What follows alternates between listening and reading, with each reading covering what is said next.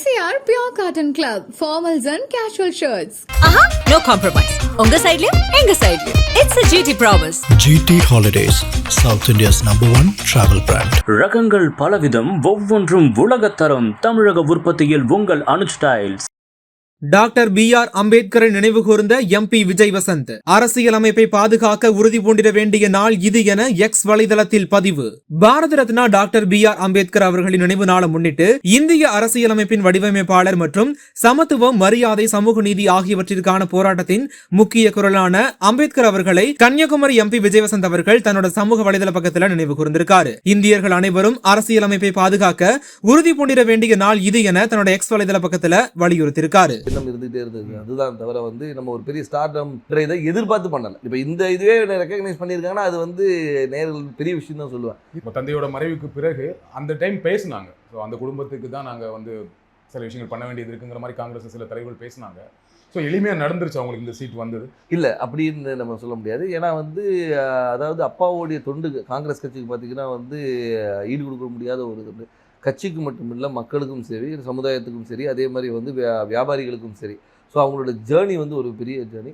அவங்களுடைய கனவு ஃபுல்ஃபில் ஆனது 2019 ஒரு MP ஆகி அவங்களுடைய அந்த டேர்மை முடிக்க முடியாமல் அவங்க கொரோனானால பாதிக்கப்பட்டு இறந்துட்டாங்க.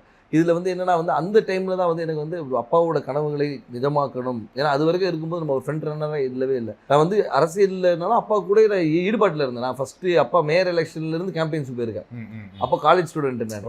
ஸோ அந்த மாதிரி நம்ம பிஹைண்ட் இதில் அப்பா இப்படி பண்ணலாம்ப்பா அப்படி பண்ணலாம்ப்பான்னு கன்னியாகுமரி வரும்போது நாங்கள் ரொம்ப இன்வால்வாக இருந்தோம். ஃபார் எக்ஸாம்பிள் பார்த்தீங்கன்னா நோவல் டாட்டா அவர்களை பார்த்து TCS கொண்டு வரணும்னு கேட்டோம்.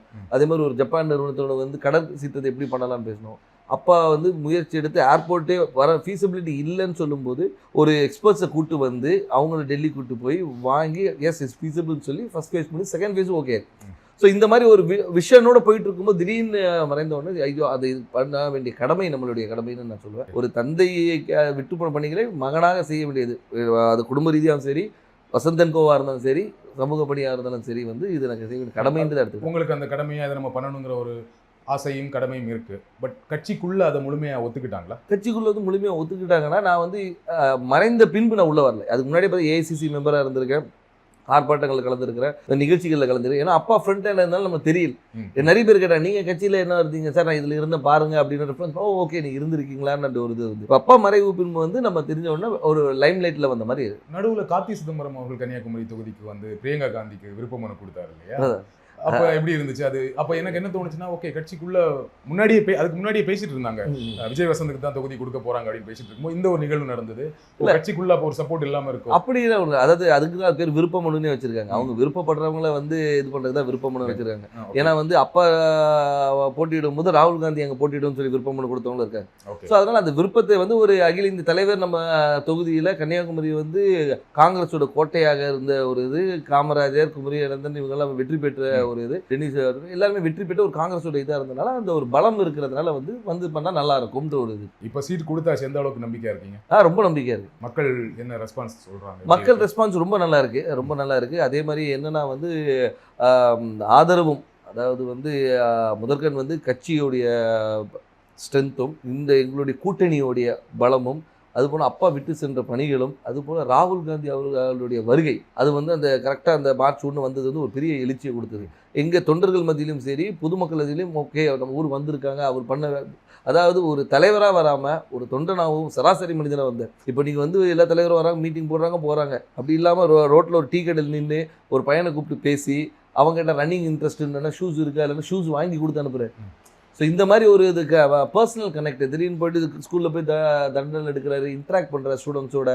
அதே மாதிரி பார்த்தா முந்தின இதில் நெசவாளிகளும் சரி, விவசாயிகள் இன்ட்ராக்ஷன், மீனவர், அந்த மாதிரி எல்லாரோட கனெக்ட் பண்ணும்போது நம்மளோட ஒருத்தர் அவர் அப்படின்ற ஒரு அஃபினிட்டி வருது. அது போக மட்டும் இல்லாமல் இப்போ ஆளுகின்ற பிஜேபி அரசு மீது உள்ள எதிர்ப்பும் அதிருப்தியும் கூட ஒரு பெரிய பலமாக இருக்கும். கன்னியாகுமரியில் பிஜேபிக்கு கொஞ்சம் ஸ்ட்ராங் இல்லையா?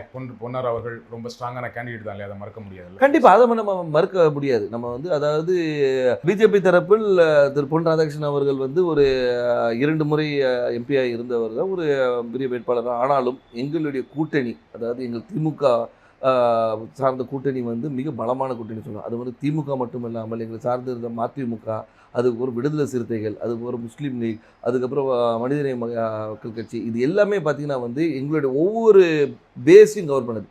அதாவது ஒரு முஸ்லீம்ஸ் கவர் பண்ணுது, திமுகவோட ஸ்ட்ராங் ஹோல்டு, மதிமுகவோட ஸ்ட்ராங் ஹோல்டு, அந்த மாதிரி வந்து எல்லா பாக்கெட்டும் கவர் பண்ணி எங்களோட ஸ்ட்ரென்த்தை வந்து நான் இன்னும் மொபிலைஸ் பண்ணி வச்சுருக்கோம். ஸோ இப்போ பார்த்தீங்கன்னா வந்து இது வந்து எங்களுடைய ஷோர் ஷாட் விக்ட்ரின்னு சொல்லலாம். ஸோ உங்கள் கூட்டணியோட ரொம்ப ஸ்ட்ராங்காக இருக்குது, அந்த கூட்டணியை ஒரு பெரிய வெற்றி தேடித்தரும்னு சொல்கிறீங்க. கண்டிப்பாக திரு வசந்தகுமார் அவர்களுக்கு கன்னியாகுமரி தொகுதி மக்கள் வாக்களித்தாங்க. ஏன் விஜய் வசந்த் அவர்களுக்கு வாக்களிக்கணும்? ஏன் உங்களுக்கு வாக்களிக்கணும்? அதான் வசந்தகுமார் அவர்களுக்கு வாக்களித்தனால விஜய் வசந்துக்கு வாக்களிக்கணும்னு நான் சொல்ல வரல. ஆனால் ஒரு காங்கிரஸ் வேட்பாளராகவும் அதே மட்டுமல்ல வசந்தகுமார் அவர்கள் வந்து இந்த மக்களுக்கும் கன்னியாகுமரி மக்களுக்கும் பல துண்டுகளை செஞ்சுருக்காங்க. அது விட்டு போன பணிகளை வந்து அவர் மகன் செய்வார் என்ற ஒரு நம்பிக்கை அவங்களுக்கு இருக்குது. அது மட்டும் இல்லாமல் வந்து நான் வந்து ஒரு வாரிசாக வந்து நேராக போயிட்டு வந்து நான் நேராக டெல்லியில் இங்கேயும் போய் வரல. அடுத்த நாளே மக்களை சந்தித்தேன், மக்களோட இருந்தேன், எல்லா நிகழ்ச்சிகளை கலந்து கொண்டு எல்லாரோட நிறை குறைகளை கேட்டுட்ருக்கோம், மக்களாக இருந்தோம். அது ஏன்னா எடுத்தவொன்னே அக்செப்ட் பண்ணிக்க மாட்டாங்க. கேட்குற கேள்விக்கு நான் சொல்கிறேன், அதை அக்செப்ட் பண்ண வைக்கிறதுக்கு நான் ஒர்க் பண்ணேன். ஸோ அதனால் வந்து அப்பாவுடைய இடத்தை வந்து மகன் வந்து நிரப்பார் என்ற நம்பிக்கையை அவங்களுக்கு கொடுத்தேன். அந்த நம்பிக்கையை வந்து எல்லார் மேலேயும் பெருசாகவே இருக்குது. அதனால் வெற்றி வாய்ப்பு ரொம்ப நல்லா இருக்குது. குமரி மாவட்டத்தில் வரீங்க, ரொம்ப படித்த மாவட்டம், ஆனால் அங்கே நிறைய பிரச்சனைகளும் இருக்குது. அதை கரெக்டாக ஐடென்டிஃபை பண்ணியிருக்கீங்களா? என்னென்ன திட்டங்கள் வச்சுருக்கீங்க? கண்டிப்பாக. அதாவது வந்து நீங்கள் கன்னியாகுமரியை பொறுத்த வரைக்கும் பார்த்தீங்கன்னா வந்து இந்த மிக்ஸ் ஆஃப் ஆல்னு சொல்லலாம்.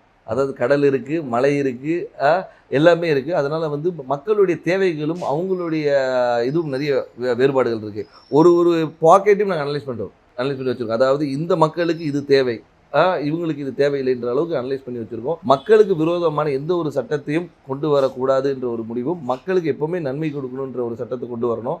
அவங்க மக்களுடைய வாழ்வாதாரத்தை உயர்த்துகிற அளவுக்கு என்ன செய்யணுமோ அந்த திட்டங்களை கொண்டு வந்து. எனக்கு தெரிஞ்ச வரைக்கும் குமரி மாவட்டத்தில் வாழ்வாதாரம் ஓரளவுக்கு நல்ல வாழ்வாதாரம் இருக்கும். எல்லாமே படித்தவங்களாக இருப்பாங்க, வேலையில் இருப்பாங்க. ஆனால் என்னென்னா அங்கே என்ன வேலை கிடைக்குன்னா, ஒன்று படித்து முடித்தா டீச்சர், பெண்களாக இருந்தால் நர்ஸு, அப்படி இல்லைன்னா இப்போ ஒரு சமீப 10 வருடங்களாக சாஃப்ட்வேர் இன்ஜினியர் நிறைய பேர் வந்து சென்னையில் வேலை பார்க்குறாங்க, ஃபாரின் போவாங்க, கப்பல் போவாங்க, இந்த மாதிரி வேலை செய்வாங்களே தவிர மாவட்டத்துக்குள்ள வேற என்ன வேலை வாய்ப்புனா எதுவுமே பெருசாக கிடையாது. ஃபேக்ட்ரிஸ் கிடையாது, சாஃப்ட்வேர் கம்பெனிஸ் கிடையாது. அப்போ அதற்கான திட்டங்கள் என்ன? அதற்கான திட்டங்கள் நிறைய கொண்டு வர திட்டங்கள் நிறைய இருக்குது. ஏன்னு சொல்லிங்கன்னா வந்து நீங்கள் சொல்கிற ரிக்குவயர்மெண்ட்ஸ் மட்டும் பார்த்தீங்கன்னா வக்கீல்களும் மாதிரி நிறைய இருக்குது, டாக்டர்ஸ் நிறைய இருக்கிறாங்க. நீங்கள் சொன்ன அது நர்ஸ் டாக்டர்ஸ். அது மட்டும் இல்லாமல் வந்து லிட்ரஸி ரேட் அதிகம் இருக்கிறதுனால வந்து இவங்க பல இடங்களில் ஸ்ப்ரெட் பண்ணியிருக்கிறாங்க. ஸோ அது மாதிரி தொழிற்சாலைகளை கொண்டு வரது வந்து ஒரு சில பாக்கெட்டில் கொண்டு வரலாம். நீங்கள் பார்த்தீங்கன்னா தொழிற்சாலைகள் வந்து ஒரு இடத்துல கூட, அதே மாதிரி கடற்புற கதை வந்து டெவலப் பண்ணுறது என்னென்ன கொண்டு வரணும். ஸோ தொழிற்சாலையை கொண்டு வருது. அதனால வந்து ஒவ்வொரு ஊர் இப்போ பார்த்தீங்கன்னா ரப்பர் ஃபேக்ட்ரி இருக்காங்க, ரப்பர் ஃபேக்ட்ரியை வந்து நம்ம டெவலப் பண்ணலாம். ஸோ வந்து அது மாதிரி தொழிற்சாலை நிறைய இருக்குது. அதே மாதிரி வேலைவாய்ப்பு திட்டங்களும் நிறைய கொண்டு வரலாம். நம்ம என்னென்னா நம்ம மக்கள் என்னென்னா இங்கே இருக்கிற மக்கள் எல்லாமே பாதி பேர் வெளியே தான் இருக்கிறாங்க. இப்போ இந்த கொரோனால தான் நமக்கு தெரிஞ்சு பாதி பேர் ஊரில் இருக்கும். இவ்வளோ பேர் வந்து நம்ம ஊரை சார்ந்தவங்க இந்த தமிழ்நாடு முழுக்க இருக்காங்கன்னு தெரியும். MCR Pure Cotton Club, formals and casual shirts. Aha, no compromise. உங்க சைடுலயும் எங்க சைடுலயும். It's a GT promise. GT Holidays, South India's #1 travel brand. ரகங்கள் பலவிதம், ஒவ்வொன்றும் உலகத்தரம். தமிழக உற்பத்தியில் உங்கள் அனுஜ் ஸ்டைல்ஸ்.